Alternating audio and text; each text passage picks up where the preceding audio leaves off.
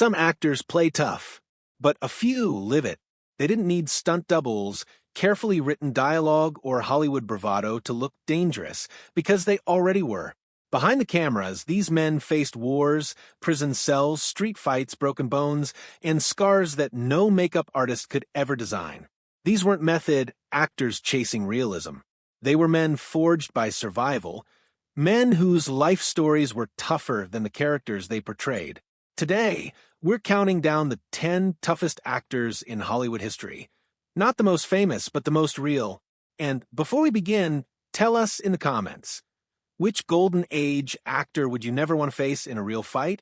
By the end of this video, your answer might just change. If this kind of story touches your heart, if you're someone who cares about truth, responsibility, and speaking up for the voiceless, please like this video, subscribe to our channel, and share it with someone who should hear it.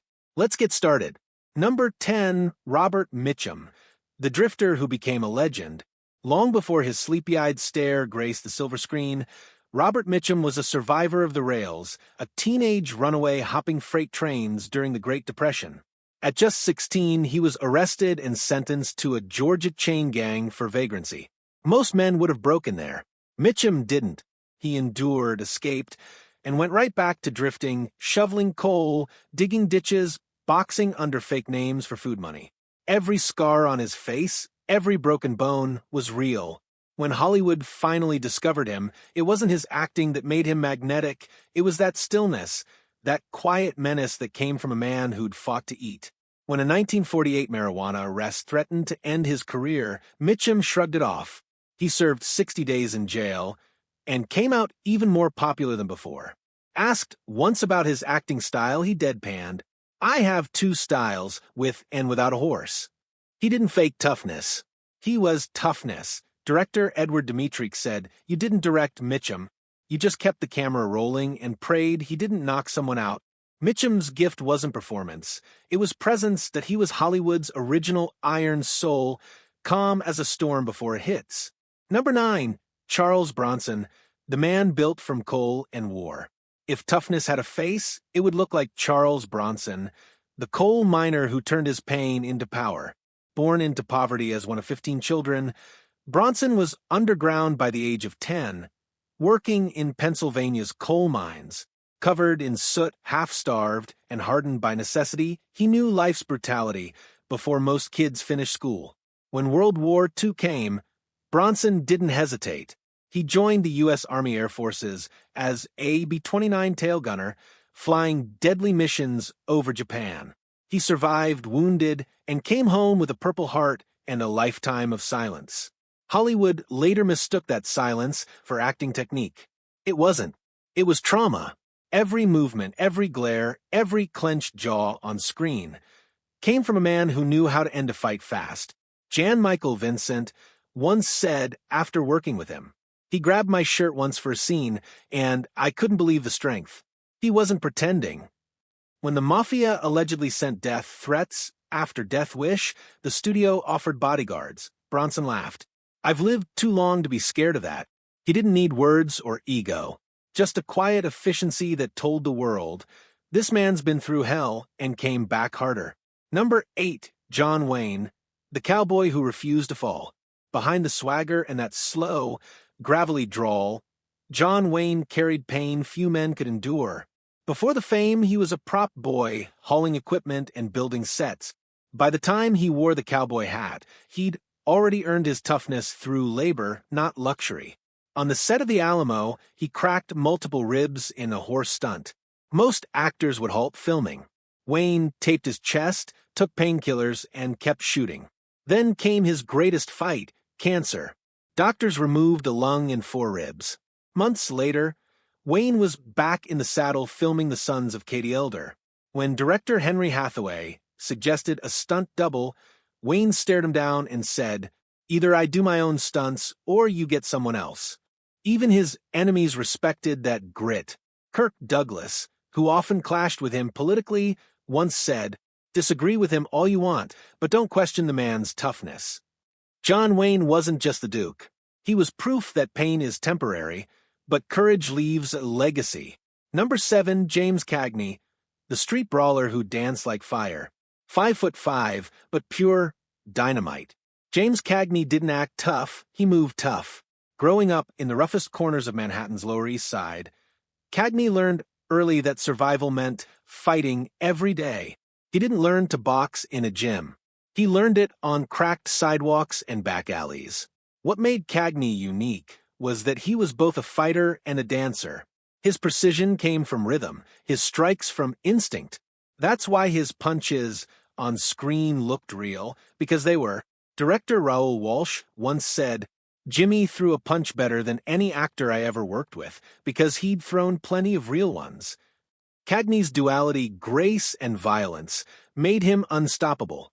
Bob Hope joked, he'd drop you, then buy you a drink afterward. He proved that toughness isn't about size, it's about precision, speed, and conviction. When he moved, danger followed. Number 6, Anthony Quinn, the strength of a survivor. Born during the chaos of the Mexican Revolution, Anthony Quinn grew up running from gunfire before he ever learned to read. When his family fled to Los Angeles, young Quinn worked any job he could find: butcher's helper, laborer, construction hand. By 9, he was supporting his family. When things got desperate, he stepped into the boxing ring. Not as an actor, but as a professional fighter. His broken nose? Real. His resilience? Legendary.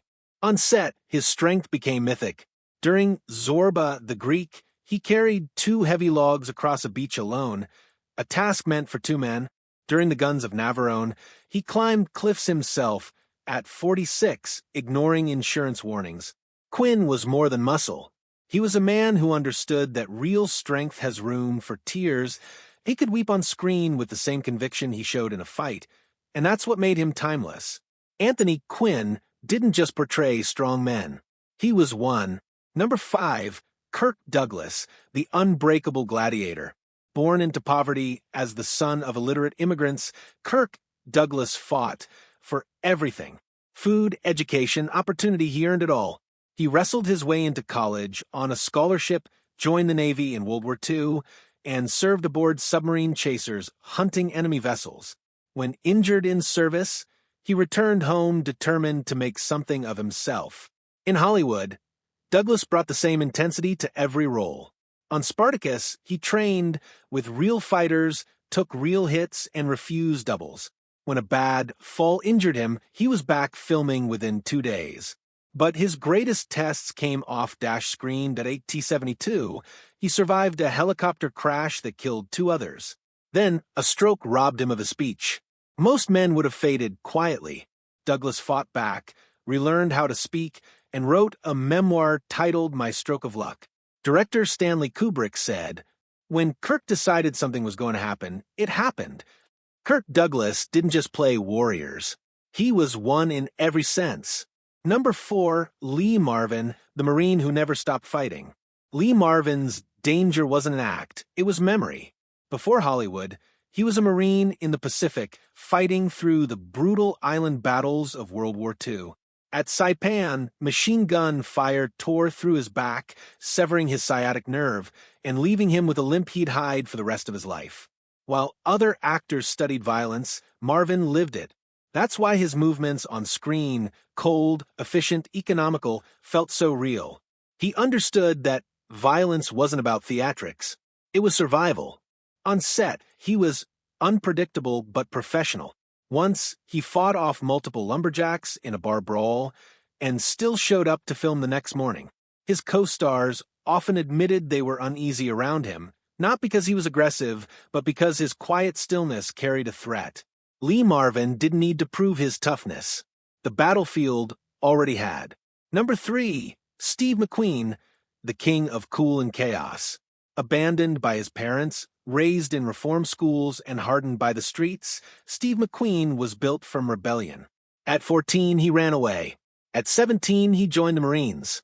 He was demoted 7 times, jailed for insubordination, but when lives were on the line, he transformed. During a training accident, McQueen dove into freezing water to save 5 Marines trapped in a sinking tank.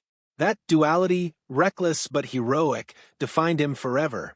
In Hollywood, McQueen became the ultimate daredevil.